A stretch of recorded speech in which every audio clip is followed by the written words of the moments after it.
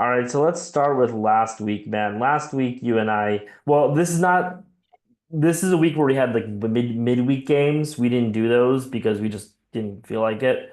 We also Yeah, like didn't, I don't think either of us like when we look, at least for me, when I look at a schedule, I don't look at like when is the games. I just kind of always assume that the games are on the weekend. So I'm always caught off guard by midweek games. I'm always like, oh, there's football on today.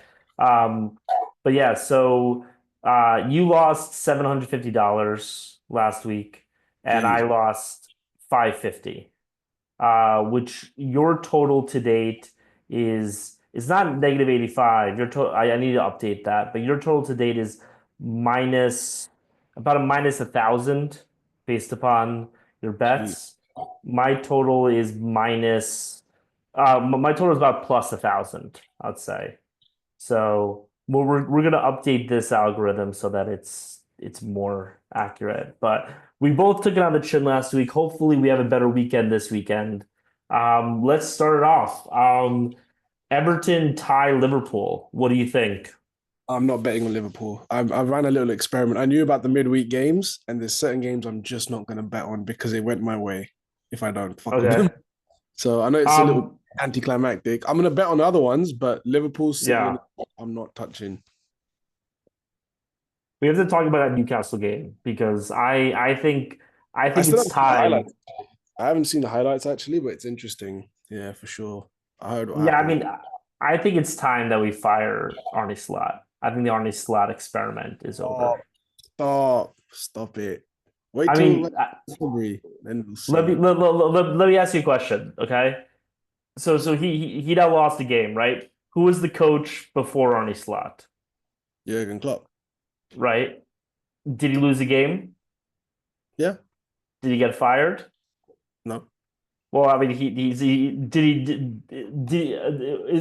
he end up not having his job anymore? I guess is the question. He left on his terms. He left Exactly, on his terms, yeah. because he was a loser. You lose one game at Liverpool, you're out. No, I'm I fucking wish around. I mean, I wish it was like that. I wish please. I mean, City, everyone in City, like Man City, like all them people have been saying is, oh, is it time for Guardiola? I'm like, yeah, please fucking do it. Yeah, fire the coach, please. please. Fire the Yeah, coach. I mean, Please do it. as much as I'm an Guardiola hater, as somebody who's really just a Man City hater, I would absolutely love it if they fired Guardiola. Like, I mean, anyway, I mean, we'll talk about this, but I mean, it's just clear that like they are missing Rodri, so um, What do you reckon about this? Everton, Liverpool. It's always interesting, these Merseyside derbies. I mean, obviously, you guys are favourites for a reason. Everton won 4-0 midweek as well. So, yeah, I and mean, at home for them, which again doesn't mean much because it's all in I Liverpool. But I think I mean not to get too much into it because I mean I have a lot of thoughts that we can talk about later, but like I mean in football, in American football, we have a term called trap game,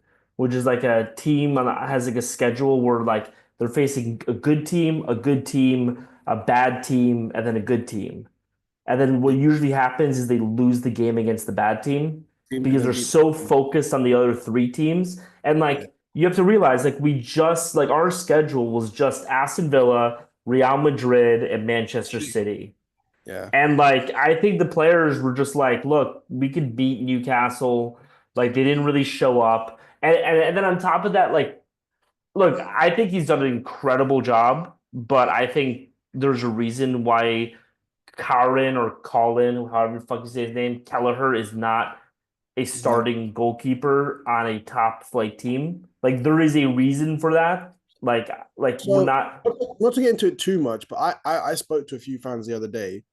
A lot of them are saying actually Trent was at fault. Some are saying, yeah, Kelleher, what the fuck? I haven't seen the footage. I don't know exactly, but I know obviously there was a ball incoming. He kind of half left it, and then the Newcastle Yeah. apparently was the impossible angle as well. How he got the finish was nuts as well, apparently. But Uh the questions are it- being raised. Was it goalkeeper or should Trent have seen him coming past him and thought, okay, let me just be alert to the danger just in case? In your yeah, I opinion? mean, first of all, I mean, I wouldn't say it's an impossible angle. I'd say it's a highly improbable angle, but it's an angle that like there's at least two or three goals like that per weekend in football. Not in EPL, but like in EPL, La Liga, Serie A, and Bundesliga within the top four. I would bet that there are at least two goals a weekend from that angle. It's not like a crazy angle. It is an angle. right? Like Right. let's say this is the goal and this is the opening of the goal. Like it was like over here. It's like not insane, right? Was it Trent's fault? Like no. No, like literally the ball was basically so like it was a judgment call. You can tell it was a judgment call by Kelleher where like the ball was coming towards him and he specifically decided not to catch it because he wanted to go out of bounds behind him. But you have to Yeah. ask the question, Okay. and I mean, what happens when a ball goes out of bounds behind the goal? Do you know what happens? It goes into the goalkeeper's hands. So Yeah. like even had the ball gone behind, even if he was correct about the decision and the goal wasn't scored, we would have Yeah. actually been in a worse position, not materially, but still worse position because in that situation, it's like a spot kick for the goalkeeper, right? It's Yeah. not in his hands. So like, why would you not catch the ball in that situation? It's just a weird. It's there's a saying that I really like that people talk about, which is like you're too cute by a half. Yeah. Yeah. Yeah. Yeah. Yeah. You're just trying to be a little bit too cute, and it's just like don't do that. Yeah. Just keep it simple. Yeah. But again, like, I mean, I don't remember any specific highlights, but I remember during our tough stretch of Villa, Real, and Man City, which ended up not being that tough because the other teams just kind of blew up at the right times. Like Yeah. Kelleher did a good Big, job. big, big. Like we could have been in a much worse situation had Kelleher not stepped up. But again, there is a reason there are a few players at any given time where you're like this guy should be a starting player but he's not because one reason or another he's not able to be one, right? For example, Right. Neves on PSG. It's just like he got bad luck. Donnarumma got picked up and it's like nobody else is really screaming for a goalkeeper. I mean, you have other examples, right? But like there are other players who's like it makes sense that you're not a starting player and like I don't want to shit on Kelleher too much, but like it makes sense that you're not a starting goalkeeper. Sorry. Um, but yeah, I am really pissed that we let that game go through our fingers. We were resilient in that game. Trent Alexander-Arnold, when this is why I'm not willing to give Trent Alexander-Arnold the brunt of it, is because like around I think it was like minute 70, Slot did a three-person switch and he subbed in TAA. TAA didn't start. It was Yeah. Kwanzaa So who was you got, starting in you the got, right. you got scored again. You got equalized for the second time almost immediately when he Yeah, came and it on. was 100% Trent Alexander-Arnold. Like it was great. And so it's like he Trent Alexander-Arnold in that game did every single thing that's expected from Trent Alexander-Arnold. It's kind of like, again, I feel like I'm just ranting about Liverpool, but it's kind of like uh if there's a game with Darwin Nunez and Darwin Nunez has like one egregious miss, but he also has a goal and he also has an assist, it's Yeah. like Complete I package. mean, Yeah. we go into the game knowing he's going to do that. So like, don't get mad about that. Be happy about the goal and the assist. So yeah, I do find it. Sorry to just keep on talking about Liverpool, but like I do find it funny that like over the summer, and I actually think this might have been a mentality thing too. Like, because the rub on TAA for the past 2 3 years, I mean, for his whole career, but really has been intensifying since he got beat by Vinny in the Champions League final. Is this guy's a defensive midfielder? He is not a right back.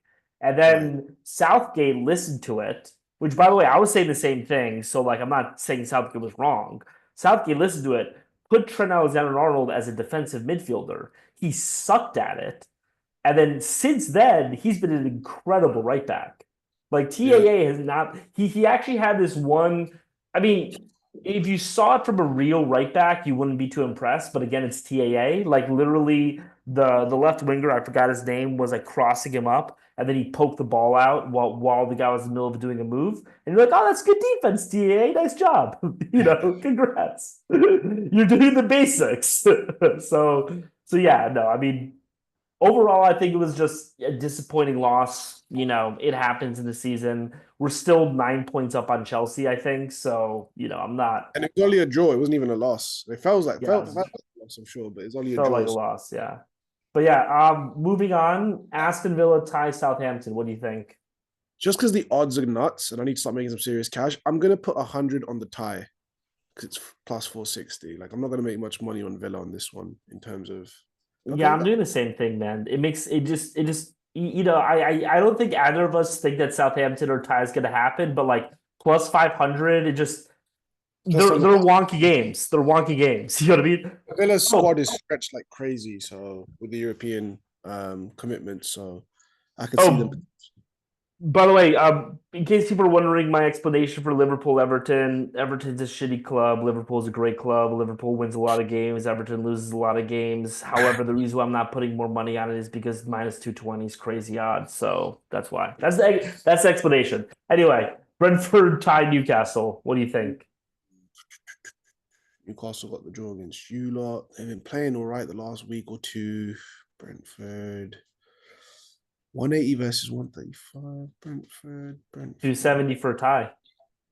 I've been jumping on a lot of ties recently. I want to commit to something real. What do you think? Fuck, I don't know. Brentford. They're tough. See, ahora mismo. Well, I'm gonna Yeah, put, man. I mean, oh, I'm sorry. gonna put 100 on Newcastle then. Oh, you're doing 100 Newcastle. Okay. No, then Yeah, I'm gonna that's what I change. was gonna. I'm gonna change it because I don't want it to just end up. I need to do something different to you. I need to start winning. I'm gonna put 100 on Brentford. Fuck it. Okay. Let's go. So your explanation is just to spite me. For me, this was a toss up. It could go either way, Brentford or Newcastle. Brentford home, a big animal. Newcastle, they're all right. They're starting to find some form, but it was just if I pick what you picked, I'm not really gaining anything at the moment. I'm 2K down compared relative to you, so I need to catch that up.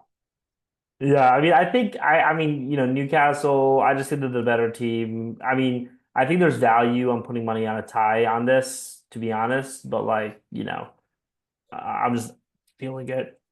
Crystal Palace tied Man City. I actually think, as sacrilegious as it sounds, I think these numbers are a little off. Like, I think that Man City should not be favored by this much against Crystal Palace. They lost six in a row. No, but I mean they've turned it around now with 3-0 win against Forest. De Bruyne should be back. Oh Palace are yeah. this year. Again, I'm not betting on this one because I need certain fixtures to go my way. I did the midweek games as like a test. I was like, okay, I've been placing bets, and I know historically bets usually have been going against me karmically, and I was like, let me just not do nothing. And thankfully, the results somewhat went my way. Yeah, okay. So I'm putting tie. I Oh, I I I think Man City is going to be like limping into the top four. I think they're going to make it. I think you know um winning the Premier League versus getting top four, I think are two very different things. I think that winning, you kind of have to have a perfect season or very yeah, close to it. yeah, Getting in top four, like teams blow up, yeah. like teams blow up a lot. And I think that Man City is gonna be in the top six in like March, and then I think they're just going to go on a run. Things are going to click, and I think that. But anyway, that's to say, for them to get into the top six, I think that they need to have some more bad results. So I put 50 on tie. I am surprised. Also, I think it's good value. I'm surprised United are favourites for this game and not Forest. I'm a little bit surprised. Yeah, Again, I'm I'm not. gonna put 100 on Man U just to spite you. Okay, fair enough. Okay, you have First, first, 800 to bet. all right. You have five games, 800 to 800. bet. Yeah, I yeah. have 600. Start dropping some bombs here now. All right. Oh no, shouldn't say that with my beard, should I? Leicester Brighton. All right, I'm gonna put one 100 on the tie. That's a plus 300. The odds are good there again. I was gonna lean towards Brighton actually, but Yeah, I'm like gonna put 50 on Brighton. good. I'm doing I think I just got like shellacked by putting too much money on dogs last week. That I'm kind of being conservative and putting money on the favorites. But like, you know, there's a saying that every general always fights his last war. And like I'm fighting my last war where like I got my ass kicked. Um, let's see. I also just don't think there's too much value this week. But Ipswich, Bournemouth. Oh, I have to go on Bournemouth. Fuck Ipswich. Fuck Ipswich for the rest of the season. Those classless dogs. How I'm gonna. much? What have I got left to bet? I've got 700. 100. You know what? Let's put 200 on Bournemouth. All right. I'm putting Oh, 50 on Ty just to fuck you. I was gonna say, Just to double fuck with down. you. Bet on Ipswich. Double down. Fuck it. Let's go. We both have $500 to bet. Oh Jesus, Tottenham, Chelsea. Fucking hell. Well, first you have to get to Fulham Arsenal. Oh, it's gonna be Arsenal every day of the week. It's just a matter of how much I'm gonna put on them. I'm gonna put 200 on Arsenal to win. Okay. I'm putting 100 on Fulham. I mean, Really? Wow. That's your free hit, basically. You're just gonna hit and hope there. yeah, I mean, it's five They to beat one Brighton. odds. They had a good game against Brighton. Brighton made some mistakes and they beat Brighton midweek. I think yesterday, actually, in fact, they beat Brighton. But Arsenal really historically have always spanked Fulham. Always. It's just one of those games. It's a gimme for them. Everton and Fulham have always been Arsenal's teams where they just batter them. So, um, for the viewers, typically, I'll text the neck and like I'll be like, hey, do you want to record? And he'll say like 15, 20 minutes or something, and then we'll talk in like 30 minutes.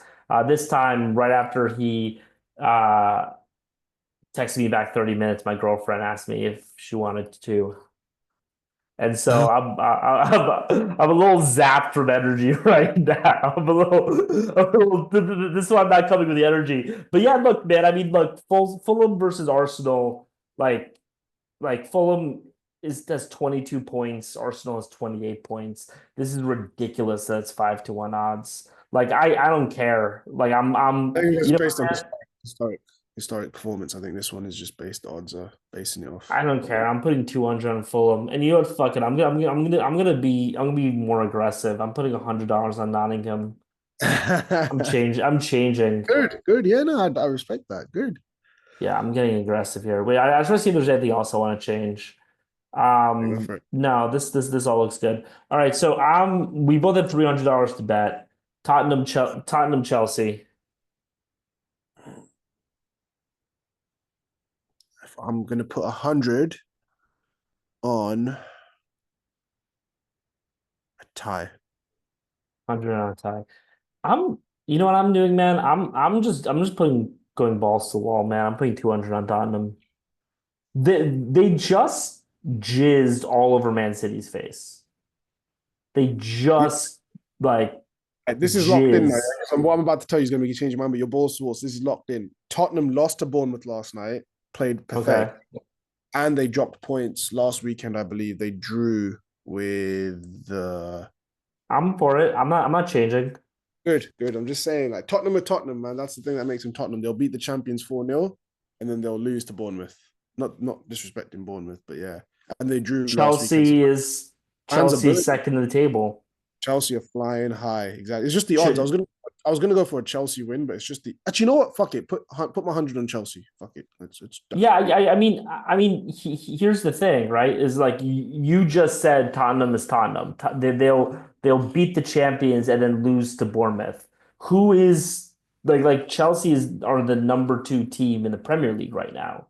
So if you're correct that Tottenham's Tottenham, They then should, yeah, I mean, but Tottenham and Chelsea have a storied past as well. Chelsea usually get the better of them, usually.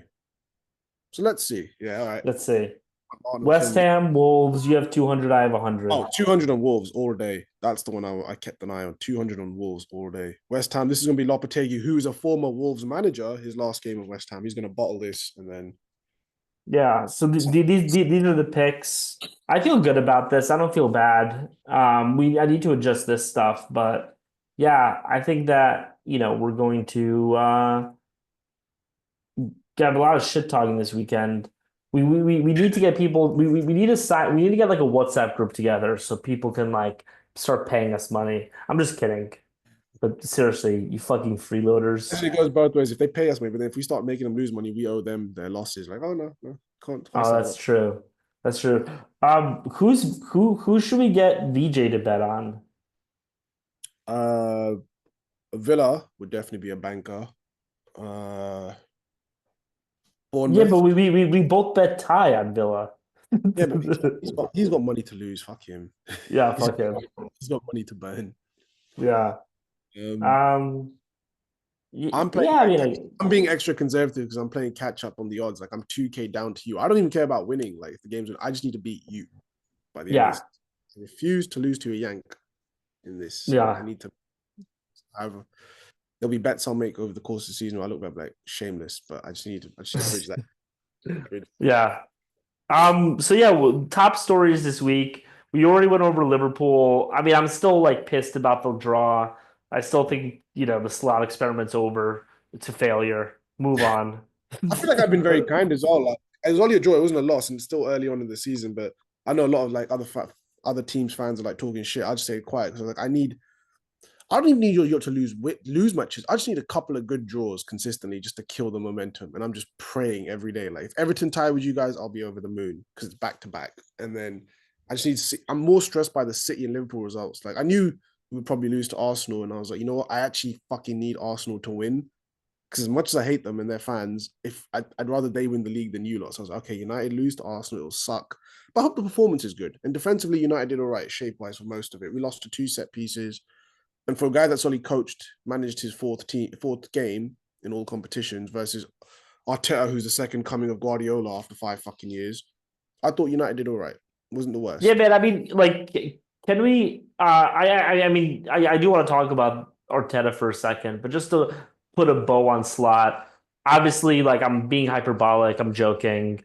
Like, I'm still all in on Slot. Like, I do not blame the team for the loss. You have these types of losses during the course of the season. It happens. Oh, it's We've draw as seen this. well. You keep saying It's a losses. draw. Yeah, I keep on saying loss, That's how and bad it feels. and that shows how good the season's been, that a draw feels like a loss.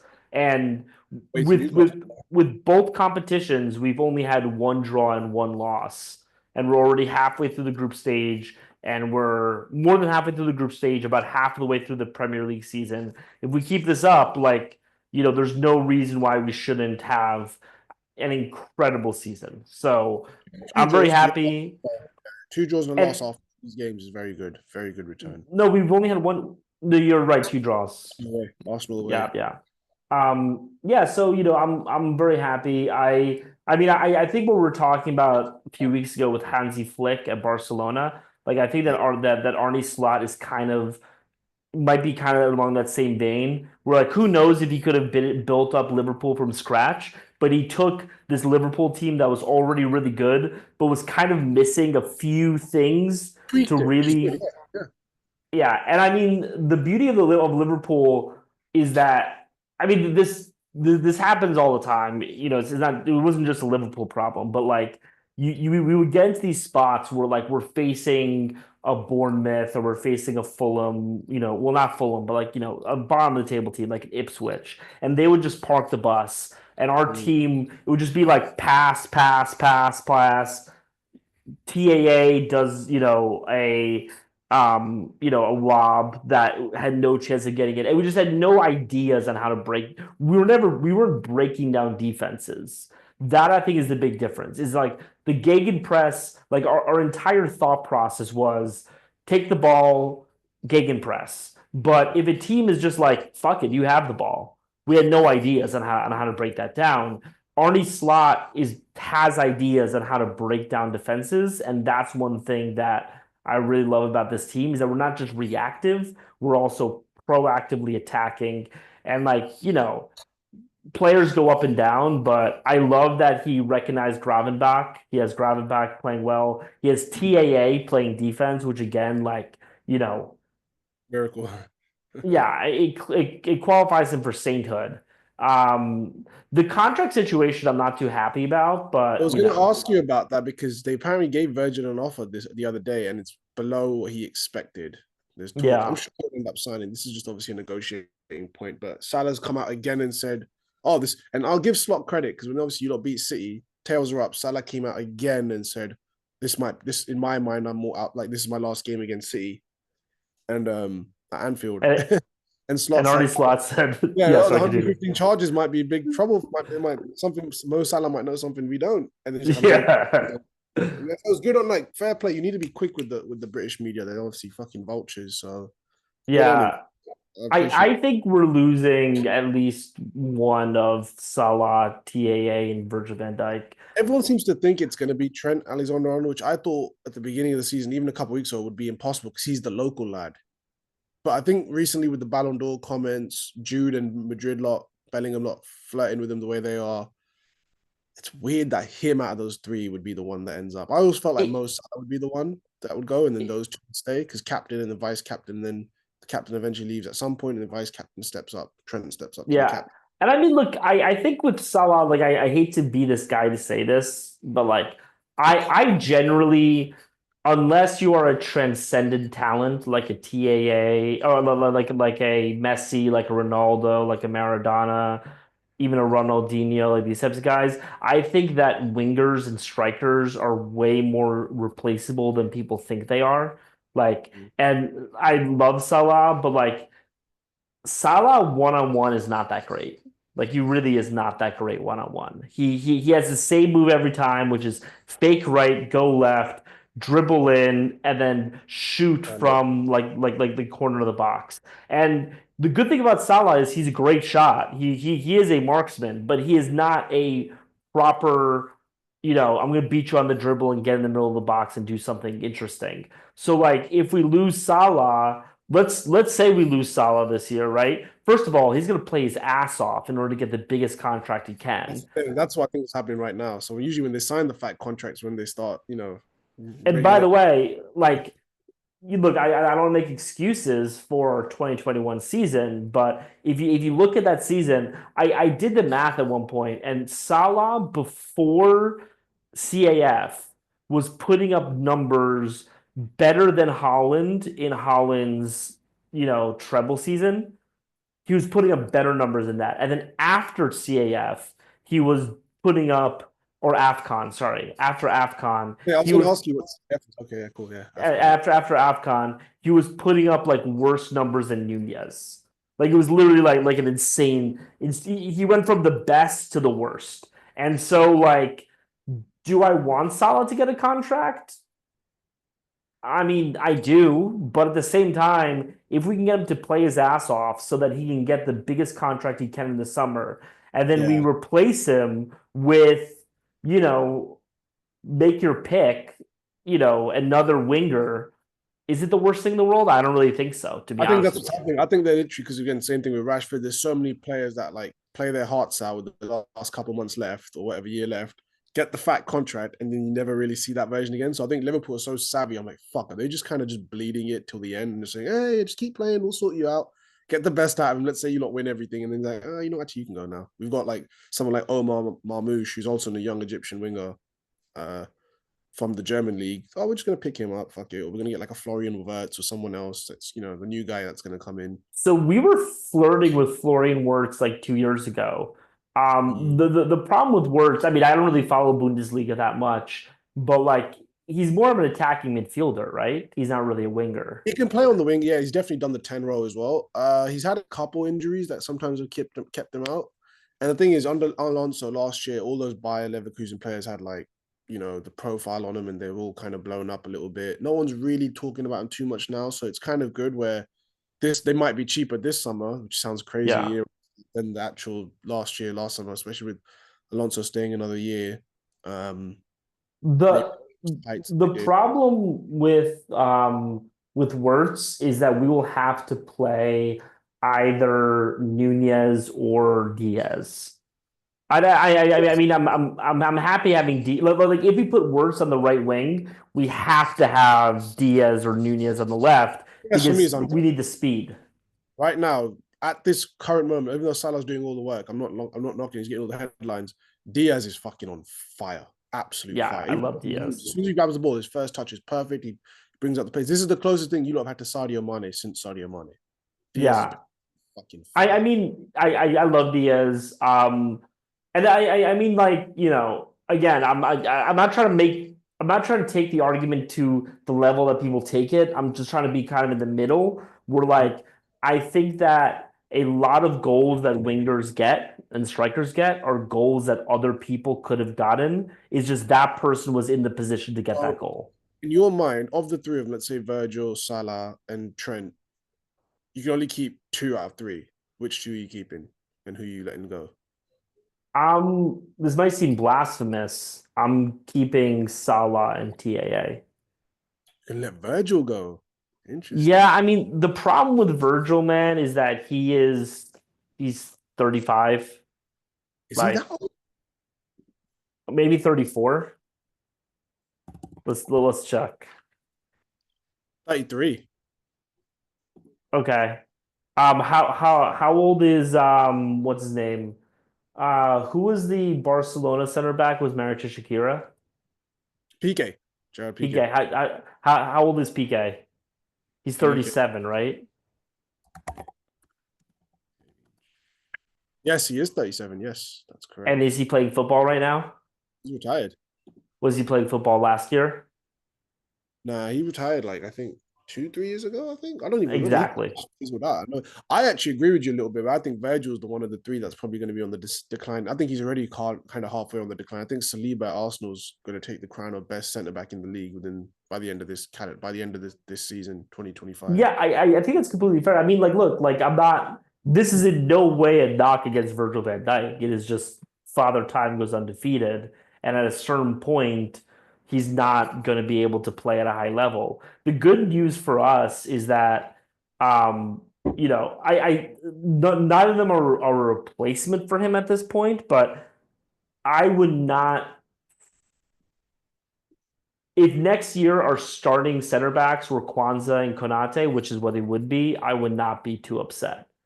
I Yeah, think both of them are good. Konate, you have to remember, Konate has been on the squad. He's been a regular rotation player since 2020.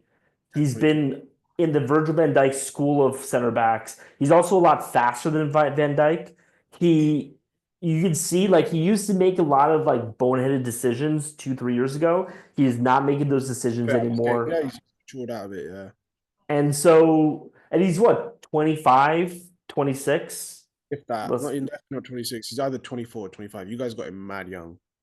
yeah. And like, look, like you have yeah. Kanade is 25 and Kwanzaa is 21, 22. 21. Yeah, so there you go. The only So thing with injuries, not it would just be that's our center back pair for the next 10 years, right? Ideally, what I would love to have is, you know, Virgil van Dijk kind of playing like a Tony Cruz role or a Luka Modric role, where like it's a three rather than man rotation. But like, if I have to let one of these people go, I will let VVD go. The only reason is because TAA has really been playing well this year. Like Arnie Slot cracked the TAA code, so it's like, and I don't understand why he would go to Real Madrid at this point. He's playing very well. The fans are behind him right now. And first of all, the Real Madrid fans are way nastier than Liverpool fans. fickle as far. Liverpool fans give the most amount of loyalty. I'll be honest 100%. in terms of like they'll back players even if they're flopping, compared to Real Madrid and all these other European clubs. I think Liverpool amongst even the Premier League are up there. I think United really back their players as well, of course. Real Madrid Both the fans, fans in the club. Like yeah, Nunez has yeah, the full backing of both the club and most fans. Like yeah, I remember midway through last year, right before he had his turnaround, like I was talking to my friends who were like Liverpool fans, and they're like, "Oh no, just give him more time." He's doing all these other things on the pitch. I'm just like, we've had him for a year and a half, and like his job is literally striker.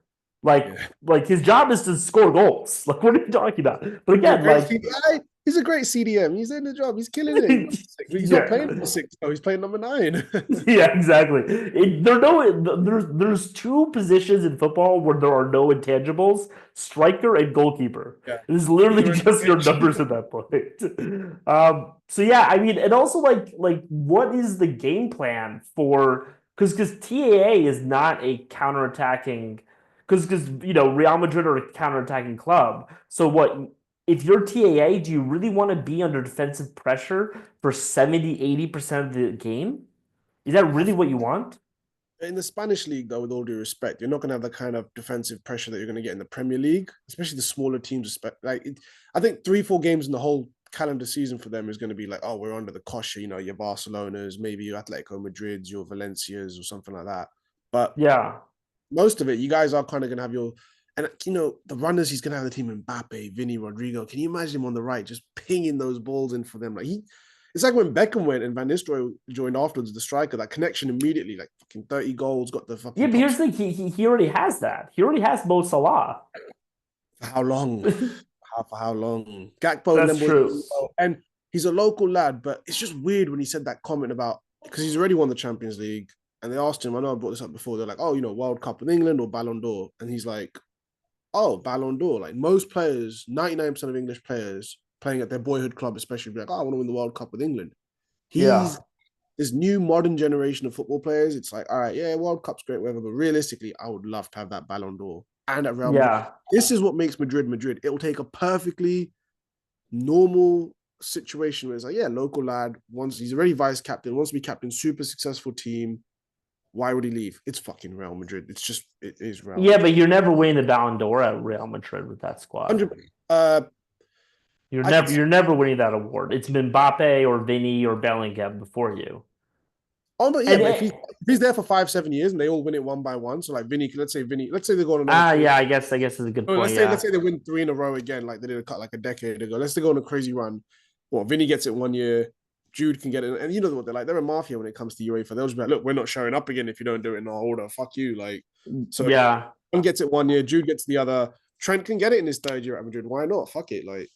Yeah, yeah. I mean, I think that like one other element of it, uh, you know, again, like I'm not saying it won't happen because I think you're right. Madrid's Madrid, and like it's a siren call. You know, it's like like the Lord of the Rings for like footballers. But like if look, let's just look at the logic of it like point by point, right? Number one, he's gonna be spending an incredible amount of time playing defense. TAA is a right back who wants to be on a possession club, right? I even just talking about him like playing style. He obviously wants to be on a possession club because he's terrible at defense, right? So that's number one. Two, yes, picking the ball to Mbappe and Vinny is fun, but like he also has Luis Diaz, he has Mo Salah. There are a lot of fast players in football. And then number three, and I look, I shit on Real Madrid a lot. I'm not saying this is shit on them. I just think this is like kind of factual. Is that like Mbappe and Vinny and Bellingham are not people who really have positional awareness within the penalty box. You know what I mean? Like they aren't your again Inzaghi's who get a lot of poaching balls. These are people who run, shoot, or just do a fast break, right? And so if you're a right back, like a lot of the situations that happens in football with TAA is that he is like in midfield and he pings the ball to somebody in the box who's getting themselves ready for that ball to score, right? You're not. He actually had a really good goal against Newcastle like that. I think it was him. No, it was Salah, but still, you're not really seeing that on Real Madrid. So like, I think I don't think it should happen, but like again, it could always happen because Madrid is Madrid. Even Madrid as well is like they buy, at least under Perez, they'll buy these Galactico players and not necessarily play them like they used to. Like Bale obviously did the transition from left back to left wing while he was at Tottenham, but he only really had 2010, 2011, about 2 seasons, 2.5, 3 seasons at most of doing it, his whole sprint. And then Madrid bought him ready-made left winger. I could see Trent when they bought Beckham. Beckham was a right midfielder they played in centre mid because, or even defensive mid, because they already had Figo in his spot. Like, what are you gonna do? Drop fucking Figo and play Beckham? That was one of the worst decisions of all time, by the way, I think. Shirt sales and Beckham adjusted. Madrid is that club where I could see Trent going there and definitely playing more than maybe about 30-40% of his games. He could be playing in right mid even. You know what I Yeah, mean? Let's say yeah. let's say Rodrigo leaves or he's injured again or whatever. He's got some But their issues. midfield is already full. You know what I mean? Like they're already No, but dropping people out of the midfield. that's the thing though. Someone like Fede Valverde, who's the ultimate team player. If Trent comes in, they might say, "All right, Fede, jump at right back because he's done that job before. We're going to play Trent in in the mid. Yeah, I can see that. Yeah. Like it depends on the coach. Obviously, Ancelotti is the master of universal players and like putting players in certain positions. You've got Arda Güler, you've got these people. I think they're and also from Trent's perspective, his missus might be like, "Oh, sunny Madrid, fashion capital of Spain. Liverpool's great, but they get in your ear. It's a lifestyle thing." You hear all these players now, people like Roy Keane, your Neville's, all these guys, Jamie Carragher, and others saying, "You know what? We had a great career. Some of these guys won club men, fantastic. Like it would have been nice to play abroad." I think 15 years ago, 20 years ago, the idea of English or British players abroad was insane. It was such a rarity. But now the world, the footballing world and just the general landscape of the world, everything's so much more interconnected. You're like, I could see myself playing abroad. Fuck it. Why not a couple of years? It won't really be that far away. They can make it Plus, in work. Liverpool, you're risking. I'm not going to make this joke because you might end up in prison. But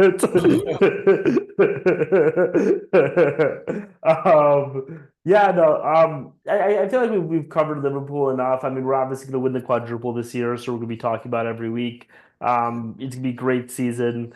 I'm happy that we have footy talk for this season because you're just going to have to look at my smarmy face week after week as we win game after game. I've had Arsenal fans growing up back in the early 2000s. Oh, we're gonna win it all. I had one Arsenal fan say to me for years, and then in 2008 he wouldn't shut up. We were in high school, and he was like, "You're Arsenal going to win the Premier League, Champions League double," and I really just stayed quiet the whole time. Guess who did win the Premier League, Champions League double? United that summer. That year. So obviously not going to happen Yeah. this year, but I just kind of Yeah.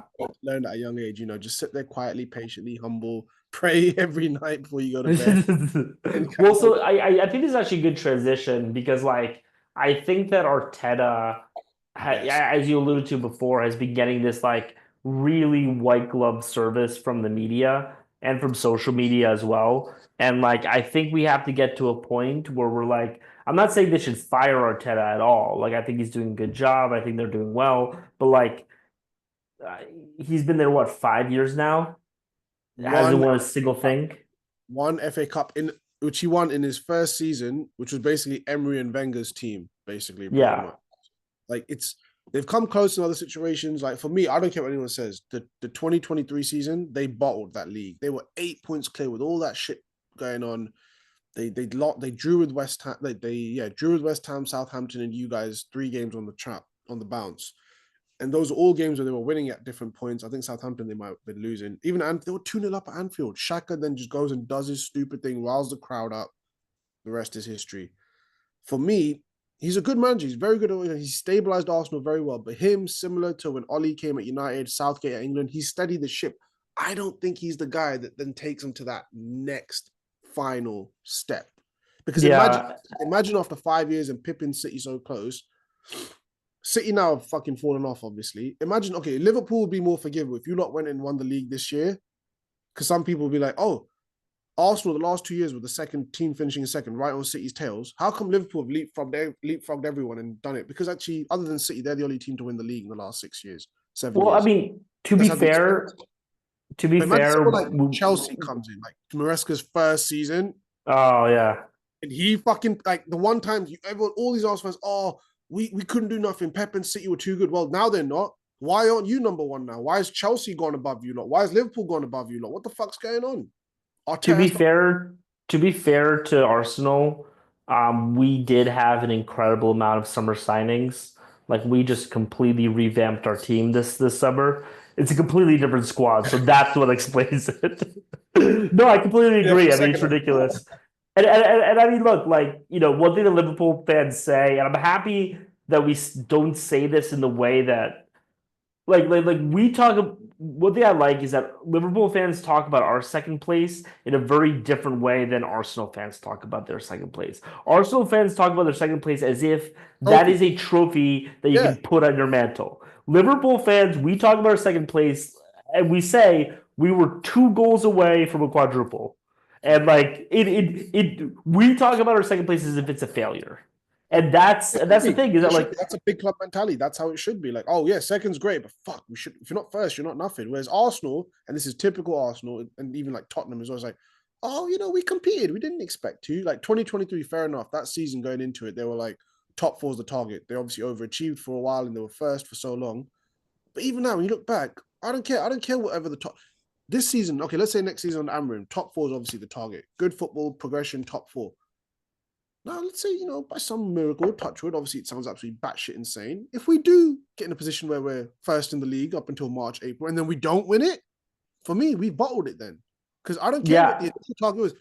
A season can be fluid. You may start here, but if you're overachieving, look, we've all worked in tech corporate jobs and all that stuff. Our targets are our targets before we start, right, at the year or whatever. If we're exceeding them, I know for a fact they're not gonna keep the same targets because then what the fuck's you worked in sales? What's the point? If you can yeah. achieve more, you adapt, you change. Yeah, and I mean, I think also one thing with Arsenal coming in second, and this is another thing that they have to realize. I mean, not you, they, is that the difference between first and second is larger than the difference between second and third. Is larger than the difference between second and fourth. Like finishing, it's the same thing. Finishing in the finals of the Champions League. It's not. You're not an almost champion. You are just as much of a loser, in my opinion, as someone who lost in the quarterfinals, right? Because if you think about it, I mean, just talking about the Champions League, right? It's like, okay, like you beat your side, but what if all the other great teams are on the other side, right? And in terms of like a season, it's like, no, like the thing that makes you the best is winning everything. Being second best doesn't mean anything. It doesn't. And The first so, loser. That's what I know. Some first people say it's not second, loser. the first loser. Yeah. Yeah. And so, yeah, I mean, do I think Arteta should get fired? No, but like, I think he should stop getting this praise heaped on him, to be honest. I think after this year now, obviously, depending on how City recover and if they bounce back, let's say, oh God forbid, not Liverpool, but let's say like a Chelsea wins the league. They have to be I'm, serious question marks. Like, okay, yeah, Chelsea obviously buy a stupid number of players, but Maresca just came from the Championship with Leicester. He like Arteta, this would be perfectly mirrored. He like Arteta are disciples of Guardiola. They've worked underneath him. So why is one going to Arsenal, taking him 5 years, 6 years? He still hasn't won the big title. This cunt shows up to Chelsea and he nicks it in his first year because City fell off. That's only been the excuse. Oh, City are too good. They're too powerful. It's because of Man City. Well, they're not there now. So you guys should be winning the league if you are I the mean, team there. I mean, come on, let's stop pretending like Chelsea's gonna win the league. I mean, we all know it's gonna be I us. I hope so. I hate Jadon Sancho, but I pray Chelsea win the league, please. Just because It's it can't be you lot number one. City would be annoying. They'd be number two. Arsenal would be really annoying, so they'd be like fourth. Chelsea, I we're can 7 points clear, man. good, good. Keep that up. We're 7 points clear. Come on now. Let's not be crazy. Okay, fine. Chelsea win the league. You win. No, no, they're Congratulations. not consistent enough because they can end up going to Tottenham and getting battered on Sunday. Let's see what happens. But God, I'm just Yeah. glad. Like for me, it's so annoying because obviously United is shit, so we're not doing fuck all. But why does it have to be City and Liverpool that are like the best two in the last 7 8 years? Why is it the two biggest rivals that have to be the fucking best? And then who's next? Fucking Arsenal. Like, why can't it be like a Nottingham Forest, a Villa, a Newcastle? Why can't someone else just get their shit I mean, together? here's the thing. Like, I know I kind of had false hope for you guys earlier in the season, so like take this with a grain of salt. But like, you guys are 6 points down from City. You have your upcoming schedule is We're playing City next week. Forest, City, Tottenham, and then Bournemouth, Tottenham's in the Carling Cup, though. Wolverhampton. So Tottenham's Carling Cup, I believe. Oh Carabao. yeah, yeah, yeah, I'll yeah, get yeah, too yeah. fucked up. Yeah, fuck Yeah, it. you're Like, right. care less. Um, Tottenham, City, Bournemouth, Wolves, Newcastle. You could very easily be in the top six by January 1st. I think it's possible. Let's see. Let's see. Our Boxing Day fixture, I believe, is Bournemouth, if I'm not mistaken. I think it's Bournemouth. Boxing Day. Such a weird name for a holiday. Weird day. Um, yeah, so yeah, Bournemouth is the 22nd, Wolves are Oh the no, 26th, is that and Wolves then at home or away? Are we at home or away? Just sorry, out of the blue. you're away. Boxing And Day, then you're Wolves. facing Newcastle, and then you have a tough stretch. You're facing the Guys, wait. quadruple winners, Okay. Arsenal. But yeah, Ah, I mean, is that yeah, back to it's back? this back to back. Shit. But So then you we have no, no, beat. no, no, no, no, no, no, no, no, no. Arsenal is the Carabao Cup. Oh no, that's FA Cup. That's FA Cup. Oh, that's the FA Cup. Yeah, sorry. It says Copa de Inglaterra, and the Yeah, other one is Copa da Liga Inglesia. So I didn't know which English one was League Cup. which. Yeah, yeah, yeah. Yeah. Yeah. So So you have Liverpool, and then you have Southampton, Brighton, um, Fulham. Yeah, you can still come back. Ruben Amorim. I mean, you guys are looking great under Amorim. it's definitely nice. I mean, Ahmad looks brilliant. Like, let's get him his fucking. Speaking of Salah's contract, let's get Ahmad his fucking contract. Him and Mainu need to be signed up ASAP. I'm excited to see Mainu under Amorim. Mainu Ugarte midfield. Um, I'm a little bit worried because Amorim seems to like Mount just as much as Ten Hag did, and I'm a little bit concerned because I'm sure he's a good lad and he's energetic and he's like, he'd be a great mascot, a great cheerleader, a great fucking team mascot. But I don't think Mason Mount is Manchester United material. He just isn't built for the club. Oh, Um, can I can I do a quick shout out that I just remembered while I was looking this stuff up? So the South American Champions League is called Copa de Libertadores. yeah, Um, couple of and a team from Brazil just won named Botafogo. And yeah, so they to start off with, Copa de Libertadores is basically Brazil versus Argentina. I think that like those two countries have won like 95% of them. Colombia maybe have won one, but like it's really just those two countries. But so in Brazil, in Rio, there are two big clubs, Flamengo and Fluminense. Fluminense. If you think about the Bay, if you think about like one thing about Rio is that Rio is actually geographically very similar to the Bay Area. Rio in so like what Rio de Janeiro stands for is River of January, and the river in Rio de Janeiro is actually a bay. So Rio de Janeiro is actually very similar to so, San Francisco. And so across the bay, they have a city called Niterói, which is kind of like the Berkeley of San Francisco. And so Flamingo are the big club in Rio de Janeiro, and Fluminense are the big club in Niterói. But they both play in the same stadium, Maracanã. Great mm, stadium, great atmosphere. One of the, I like I if you're a football fan, I recommend that you go to a Brazilian football game at least one time in your life. It is an amazing experience. But those are the two big clubs, but there are a lot of minor clubs in the area as well. And Botafogo, I think, is kind of like the best way I can think about them is if you think about the British Midlands, right? There's Man U, Man City, Liverpool, and then there's Everton, right? Botafogo is kind of Everton, but without the history. Like they are literally just a perennial second tier club, kind of like Chelsea before Ibrahimovic took over. One of those types of clubs. Anyway, they just won basically the South American Champions League oh, they won last the whole weekend. thing.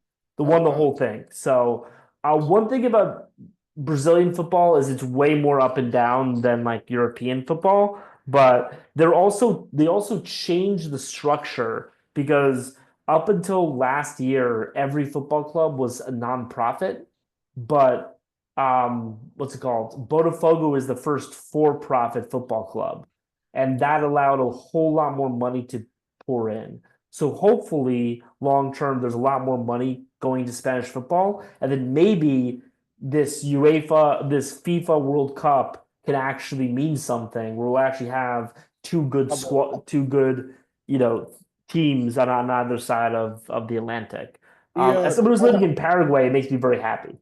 the guy that owns Nottingham Forest, he obviously owns Olympiacos. He's got like a catalog of clubs. He's about to buy a Brazilian team. I don't know.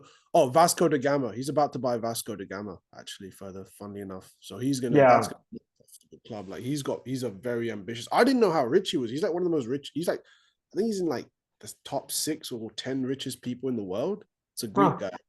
I know Oh, that's crazy. he just nicked Edu from Arsenal, the sporting director. He's going to join him as technical director for the global sports brand. He's tripled his salary. We've all been taking the piss out of the Arsenal fans. Like, oh, you can't even keep hold of your sporting director. You two guys are talking about winning the league. Yeah, I mean, if you look at Brazilian football, it's all concentrated within their two big cities, which is Sao Paulo and Rio de Janeiro. I looking for places to live in Brazil. I want to live somewhere near a good football club because I want to watch. I want to be able to go to good Is it football. So where's Santos based in? Neymar's old club. Santos is based in Sao Paulo, I believe. Okay, so that's another. Okay, more close to the major city then.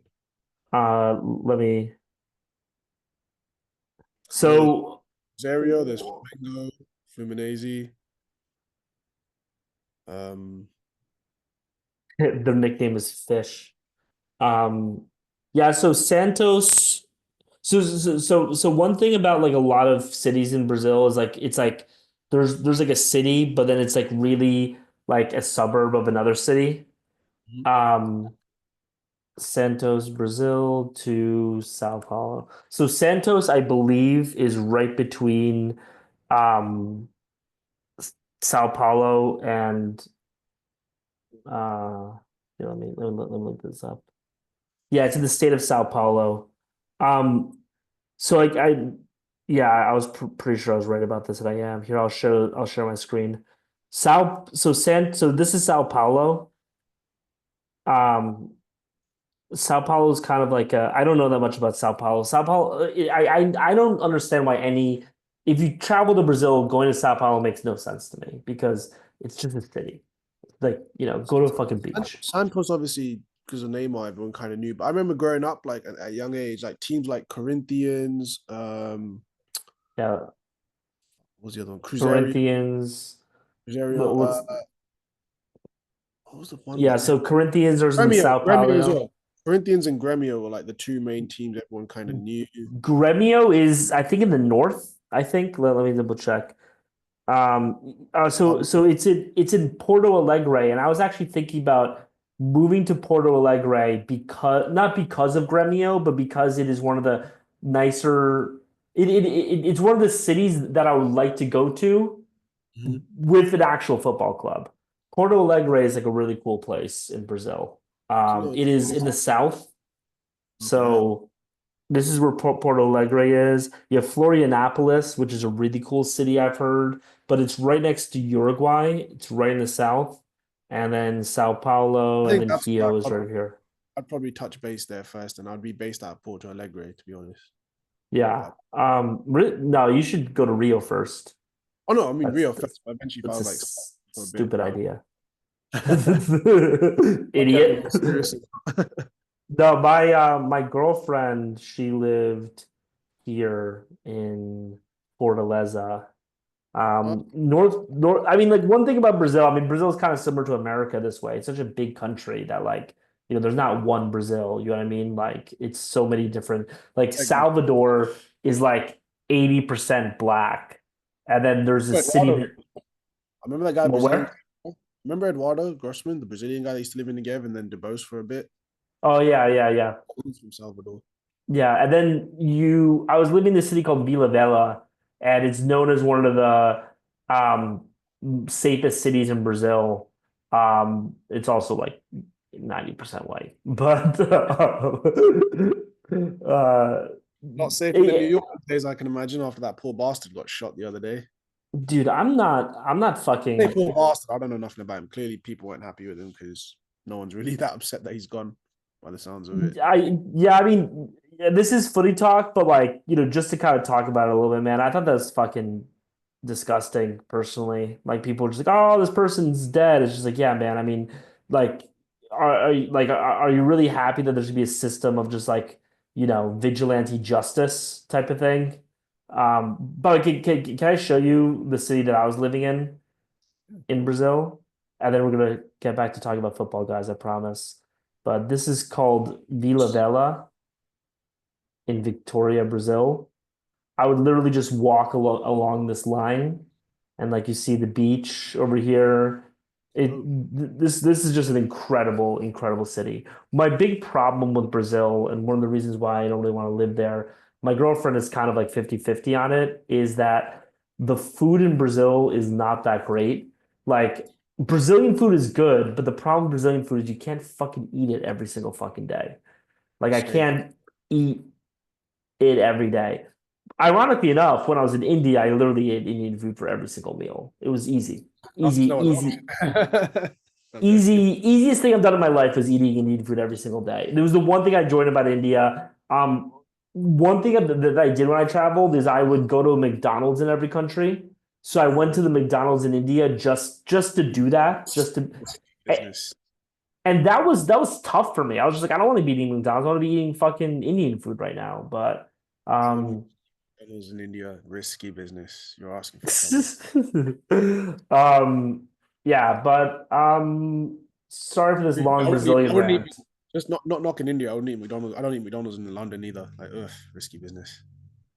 Yeah, There we goes we there goes potential my brand sponsorship in the future. They'll clip this video. You fuckers don't fuck with us. All right, we'll never sponsor you guys. Fuck McDonald's, please sponsor me. I look the part. I go. I you. visit your restaurant regularly. I love your brand. Do you have any other pressing Kind of a football stories? quiet week. No, not really any newsworthy, crazy stuff. It's been kind of quiet compared to other weekends or weeks. Let's seem like Yeah, it's all gonna pop off tomorrow. Let's see. Hopefully Everton get a result. City beat Palace. Arsenal beat them, and then that 7 point gap drops down to at least maybe 5 or 4, and then things get keep interesting dreaming. Keep dreaming. in that Christmas period. Let's see. All right, dude. Here, I'm One thing I gonna would like to stop say, recording. one thing that is good, I like to say, they've finally, so for the last couple of years, they've done this weird thing where they've split Boxing Day fixtures. You all used to be on the same day, on the 26th, and they've started to, split it between 26th and like 30th or 28th. They've gone back, as of last year, they've gone back to 10 games in one day. So I'm really happy with that. So Boxing Day this year is going to be traditional from 11 a.m. Nice. to 8 p.m. at night, all day football. Yeah, I'm gonna stop